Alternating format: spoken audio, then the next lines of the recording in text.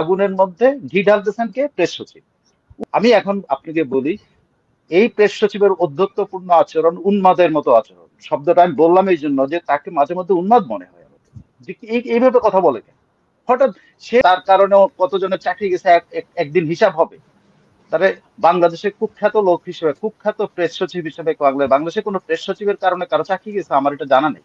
করতে পারতেছে না এই ভয়ের সাহসে, কারণ এই চাকরি চলে যাওয়ার পরে তো ওনার ইউনুস সাহেব ছাড়া কোনো বিকল্প ব্যবস্থা নেই। ইউনুস সেন্টারের চাকরি ছাড়া তার কোথাও ওনার কোনো ব্যবস্থা নেই।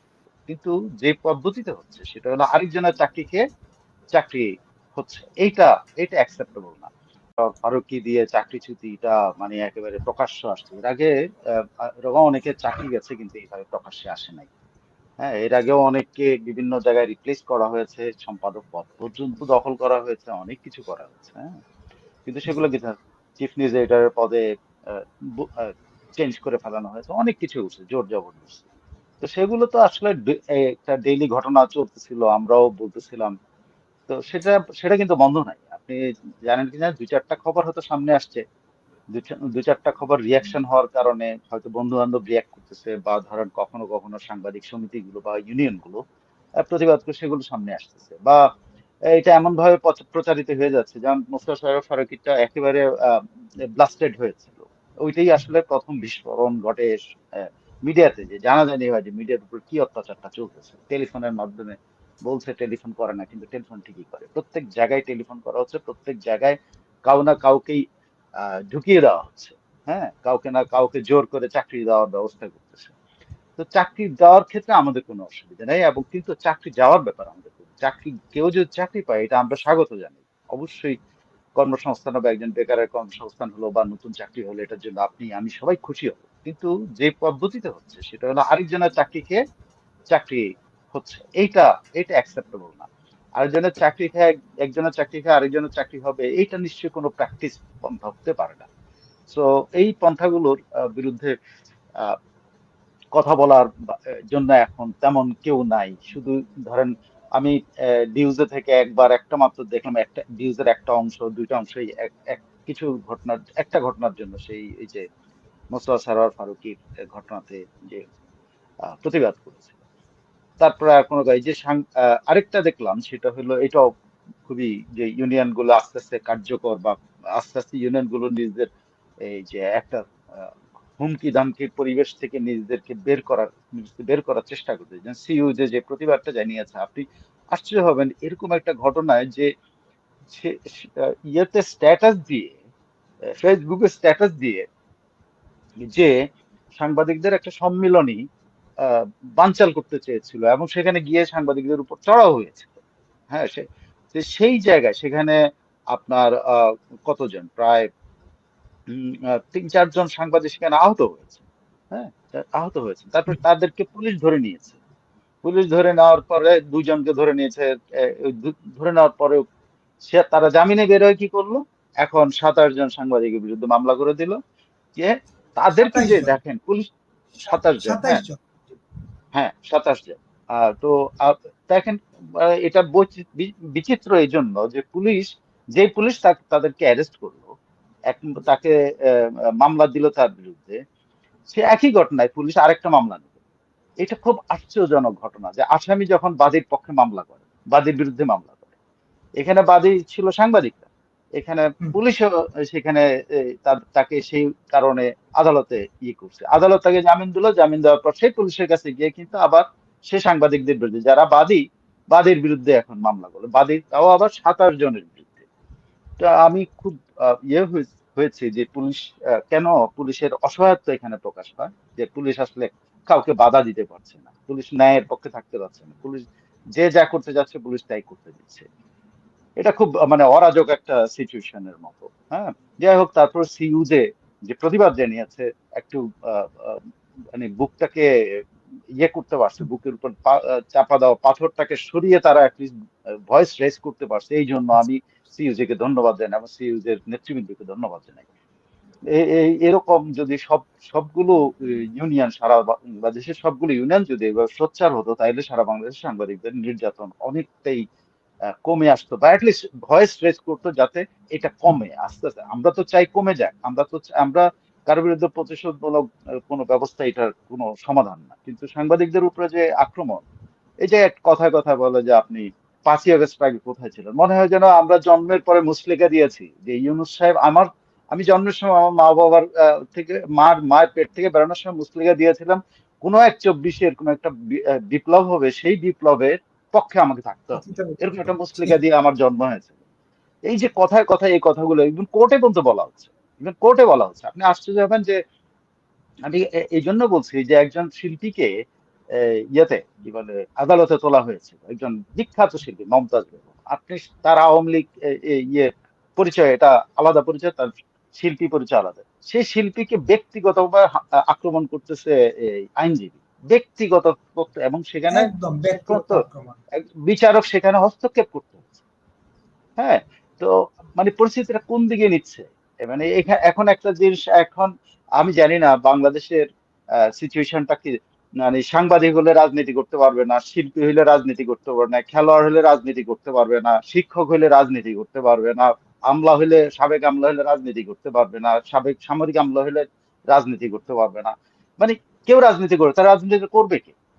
রাজনীতিটা করবে কি? আগে মানে যখন ধরেন রাজনীতি স্বর্ণযুগ বলতো, যখন মানুষ সত্যি রাজনীতি, মানে একেবারে ধরেন নিষিদ্ধ সময়েও সাংবাদিকরা রাজনীতি করতো, আইনজীবীরা রাজনীতি করতো, শিক্ষকরা সমাজের এই 3টা শ্রেণী সবচেয়ে বেশি রাজনীতিতে ইয়া ছিল, মানে কি বলে অ্যাক্টিভ ছিল।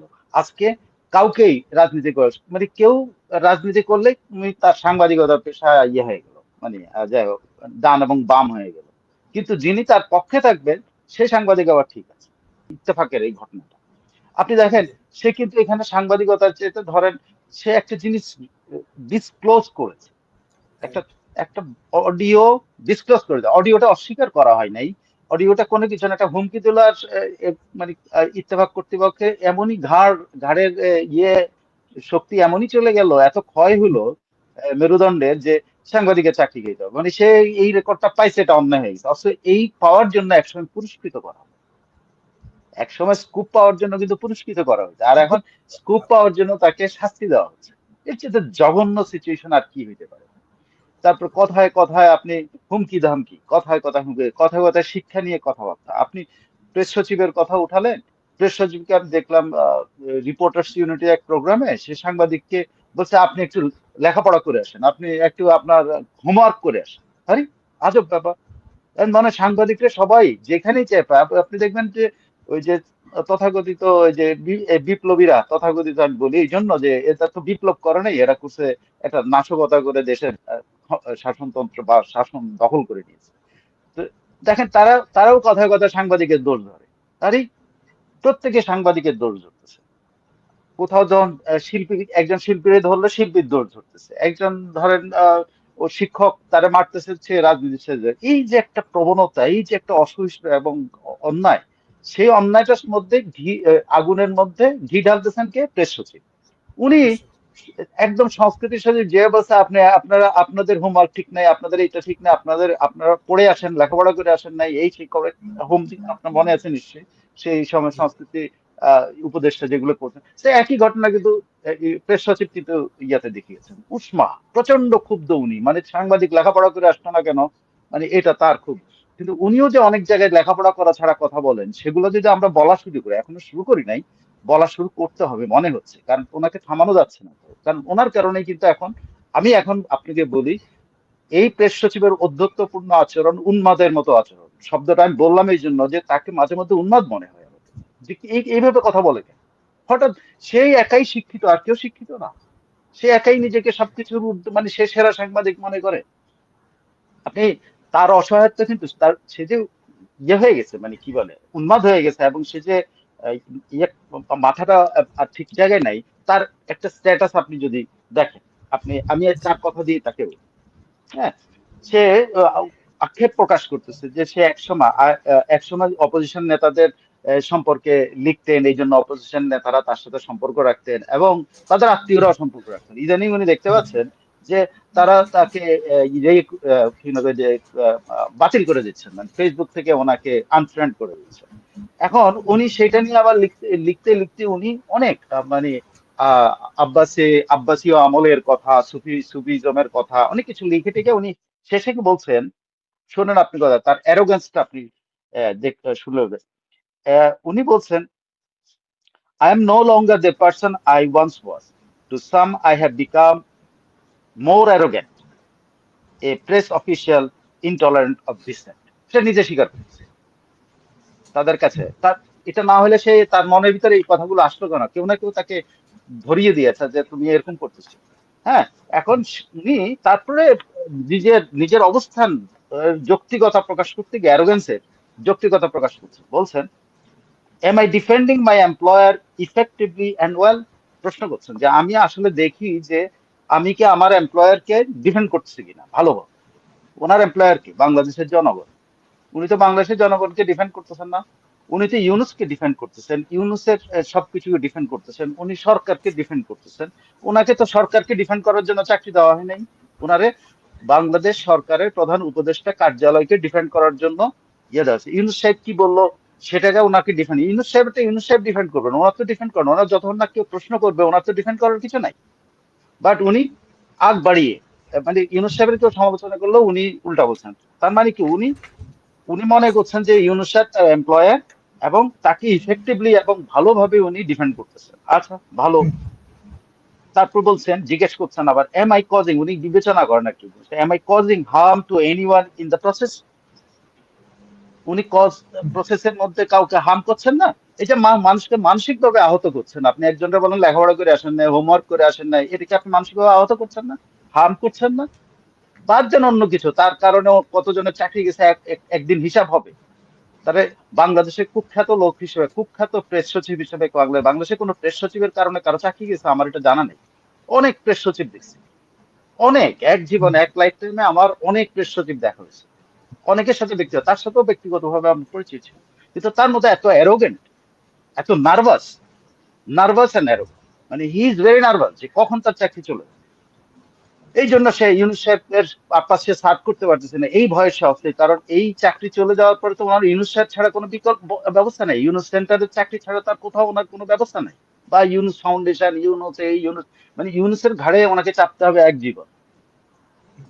উনি বলছেন, উনি ওই যে আব্বাসীয়দের কথা বইলা টুলে বলছে যে আব্বাসী হলো সরকারের যেত না, এই জন্য যে তাদের স্বার্থ ইয়ে করতে হবে। উনি অনেক মজার মজার মাঝে মধ্যে সুফিজমদের কথা বলেন, যদিও উনি হলো সবচেয়ে ঘৃণা ছড়ায়, যে সুফিরা কোনোদিন ঘৃণা ছড়ায় না, সুফিরা ভালোবাসা ছড়ায়। ভালোবাসা ছড়িয়ে পৃথিবীটাকে সুন্দর রাখার চেষ্টা করে। আর উনি ঘৃণা ছড়িয়ে সমাজে অস্থিরতা, সাংবাদিক বাদ দেন সমাজের ব্যবস্থা, সাংবাদিক সমাজের মধ্যে অস্থিরতা উনি সৃষ্টি করছেন। তো যাই হোক, উনি বলছেন, the greatest challenge for someone in power is ensuring that they don't harm others. যাক, ওনার উপলব্ধি আছে কিন্তু অন্যদের ক্ষতি করছেন না। উনি ওনার এইটি উপলব্ধিটা আছে, কিন্তু কিন্তু উনি যে ক্ষতি করছেন এটা কিন্তু উনি বুঝতে পারছেন। প্রবলেমটা এই জায়গায়, ওনার কিন্তু বোধ আছে যে কাউকে হার্ম করতেছেন কেউ, উনি দেখেন। I hope look forward with pride knowing I achieve this two goals. মানে ওই যে মনিবকে, মনিবের পারপাস সার্ভ করা প্লাস কারো হার্ম করছে না, এটা উনি আশা করছেন উনি কারো করেন না। কিন্তু in the process when the time will come when he will be retiring, what will be the account, ওই অ্যাকাউন্টে কতজনের চাকরি চ্যুতি লিস্টেড হবে, সেই অ্যাকাউন্টে অনেকের চাকরিচ্যুতি লিস্টেড হবে, অনেক পোস্ট দখলের লিস্টেড হবে, অনেক জায়গায় ওনার অত্যাচারের কথা লিস্টেড হবে। সেগুলো উনি এখন বুঝতে পারছেন না, এক সময় বুঝবেন। তবে ওনার মধ্যে এই জিনিসগুলো কাজ করছে, কারণ মানুষ রিয়েক্ট করতেছে ওনাকে। ওনার আত্মীয় স্বজন কি নাকি তাকে এখন আর তার সাথে যোগাযোগ বিচ্ছিন্ন করে যোগাযোগ দিয়েছে। আছে, এই যে তো উনি কেন বললেন বিচ্ছিন্ন এটা। করলো? সবাই খারাপ। এই যে ইন দা প্রসেস উনি যাদের কথা লিখলেন, যারা ওনাকে আনফ্রেন্ড করলেন, যারা ওনাকে অ্যারোগেন্ট বলেন, যারা তার সাথে সম্পর্ক ছিন্ন করছে, ইভেন তার স্ত্রীও তাকে অ্যালার্ট করছে, তাহলে কি সবাই ভুল করছে, উনি একা ঠিক করছেন? তো উনি আল্লাহর জায়গায় চলে গেছে। আল্লাহ একমাত্র ঠিক করে, আর তো কেউ ঠিক করে না। আল্লাহর বান্দা হযরত মুহাম্মদ সাল্লাল্লাহু আলাইহি ওয়াসাল্লাম অনেক ভুল করছেন, এবং উনি সে ভুলটা আবার মানব জাতিকে বলে গেছেন যে এগুলো হলো ভুল। উনি পরীক্ষা নেই, ওনার হাদিসগুলো তো এই কারণে আসছে, ওনার জীবনের পরীক্ষা নিরীক্ষার মাধ্যমে উনি অনেক আইন কানুন করে দিয়েছেন যাতে এই ভুলগুলি না হয়। ঠিক আছে? তা উনি ওনাকে আল্লাহর জায়গায় নিয়ে গেছেন বা ফেরেশতার জায়গায় নিয়েছেন, যে ভুল করা যাবে, ভুল হয় না, একটা ভুল হয়নি। ওনার দাবি অনুসারে। তো আমি ওনার কথা দিয়ে বলছি, ওনার নিয়ে কথা বলাটা, আমি এর আগেও আপনাকে বলেছেন যে ওনার নিয়ে কথা বলতে যা আমার নিজেরই লজ্জা লাগে, কারণ আপনার উনি সাথে একজন কথা বলতে জার্নালিস্ট। চাই না কিন্তু, হ্যাঁ, উনি হ্যাঁ, একজন আমরা কথা জার্নালিস্ট বলতে ছিলেন, চাই ওনার না নিয়ে কথা কিন্তু বলতে লাগে। উনি he should be the protector of journalism, he should be protector of, right, absolutely কারণ সে ওখান থেকে ওই পেশা থেকে এসছে, এবং প্রেস রাইট। প্রেস উনি দেখার কথা, উনি এটাকে প্রোটেক্ট করবেন। একজনের চাকরি যাওয়া ঠেকাবেন, একজনের চাকরি দিবেন, একজনের চাকরি খাবেন না। হ্যাঁ, বাট হি ইজ ডুইং, মানে একেবারে অপোজিট কাজগুলি করতেছে। বণিক বার্তার একটা রিপোর্ট নিয়ে ওনার একটা স্ট্যাটাস আমি দেখলাম। বণিক বার্তা লিখেছে যে স্টোরিটা করেছে, আচ্ছা, সব স্টোরিতে ফ্ল থাকে। I am no one in this world absolute, মানে 100% কেউ না, ওই রিপোর্টের মধ্যে ত্রুটি থাকতে পারে। তাই বলে আপনি একদম স্ট্যাটাস দিয়ে ছেলেটার ক্যারিয়ার শেষ করে দিলেন।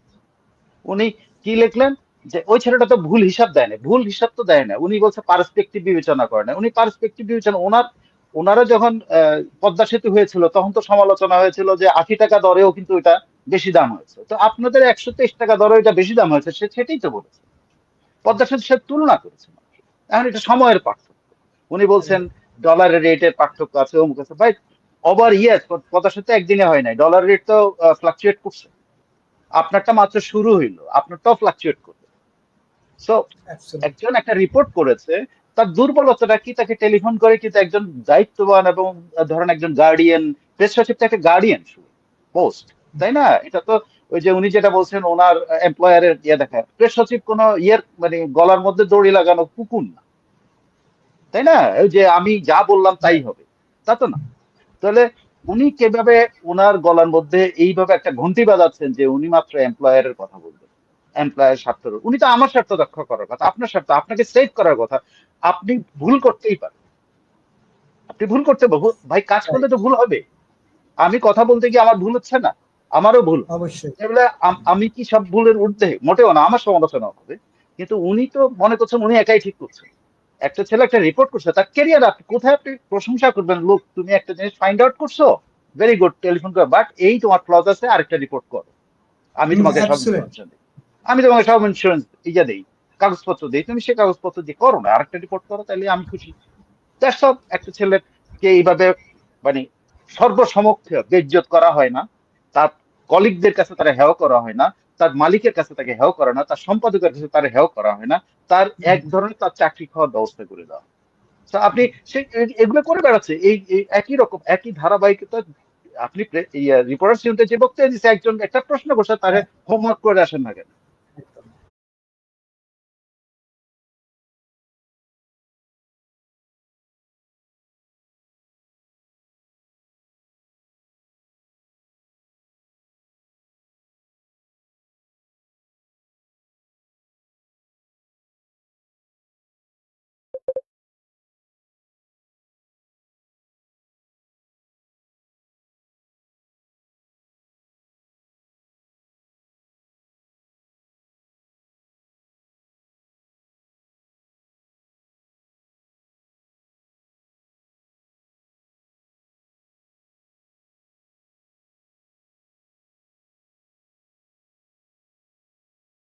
মাই গড,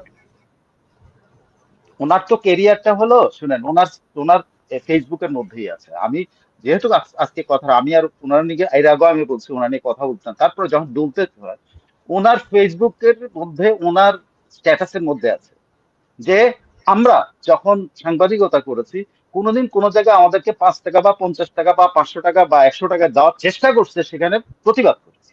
আমি দাবি করতে পারি আমরা প্রতিবাদ করে সেই আইসিডিডিআর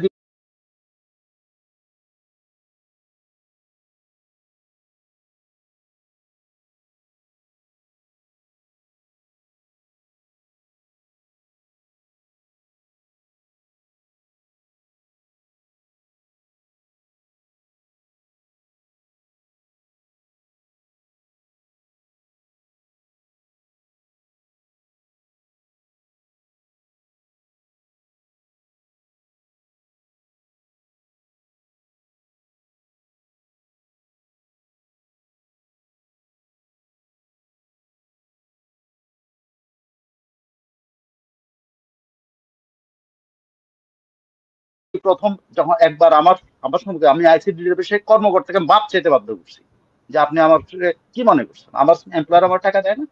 অথচ এই শফিক সাহেব তার স্ট্যাটাস আছে যে উনি একসময় সেমিনার সিম্পোজিয়াম এগুলোতে যেতেন, যে ওখানে কিছু টাকা দেওয়া হয় এই জন্য। ওনার ওনার স্ট্যাটাস, ওনার ওনার ফেসবুক স্ট্যাটাসের মধ্যে রেকর্ডেড, আমি সবগুলো ছবি তুলে রেখেছি, কারণ একদিন এগুলোর উত্তর পেতে হবে আমার। ইনি হলেন সেমিনার থেকে মানুষের, সেমিনার যারা আয়োজন করে তাদের কাছ থেকে অনারেরিয়াম পাওয়ার জন্য উনি দেখি সারাদিন, খুব বোরিং কাজ, কিন্তু সারাদিন বসে অপেক্ষা করে দেয়, কারণ ওনার টাকার প্রয়োজন ছিল। ভাই টাকার প্রয়োজন, আপনি যে নৈতিক স্খলনতার পরিচয় দিচ্ছেন, অন্য কোন সাংবাদিক এই নৈতিক স্খলনতার পরিচয় দিলে আপনি কি করতেন? আপনি তো সেমিনার থেকে টাকা নেওয়া লোক, সে আপনি এখন আমাকে আমাদের সাংবাদিকদের শিক্ষা দিতে আসেন লেখাপড়ার জন্য না। আপনি এই ধরনের মানে তিনি কিন্তু তার সব ফুটপ্রিন্ট রেখে যাচ্ছেন, ওনার পদচিহ্ন উনিই রেখে যাচ্ছেন, ওনাকে সমালোচনা এতদিন পর্যন্ত কিচ্ছু বলেনি, আরো অনেক কিছু আছে। ওনার ঢাকা ডায়েরি নামে একটা ইয়ে আছে, I red everything, so I know everything. হ্যাঁ, তো আমি দায়িত্ব নিয়ে বলছি বিপুল। এখন দেখেন আবার আপনার ক্ষতি করেন না, আমি অনেকদিন এই জন্য কথা বলি না যে আপনারা আবার কোনদিন আক্রমণ করে। না, আপনি বলছেন, আমার তো কোনো সমস্যা নেই, আমি তো আপনাকে দেখেন, কিন্তু আমি খুব কষ্ট পাবো যে আমার কারণে যদি আপনার কোনো ক্ষতি হয়। না, মুক্ত সরকার প্রধান তো বলছেন যে সবাই মন খুলে দিল খুলে সমালোচনা করেন। না, দিল খুলে বললে তো এখন যে আক্রমণ করছে, দিল খুলে গেলে তো আপনি স্টেশন বন্ধ করে দিচ্ছেন। দিল খুলে গেলে স্টেশনের একজন ছেলের যে চাকরি থাকছে, একজনের পেটের মধ্যে লাথি মারতেছে। আমি যদি সরাসরি ভাষায় বলি, তার সন্তানদের পেটে লাথি মারা হচ্ছে, তার সন্তানদের লেখাপড়া লাথি মারা হচ্ছে।